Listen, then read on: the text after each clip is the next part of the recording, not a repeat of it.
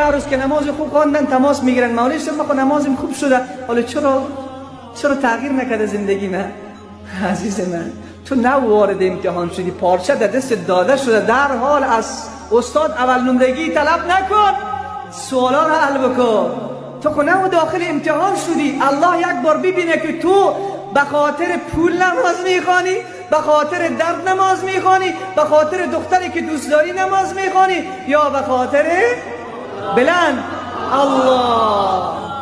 تو به خاطر اون نماز بخوان، امتحانت را بده، بعد الله برات میریزه. در حال طلبش نکن، بگذار، نگرانم نباش که از دستت میره. نه نمیره.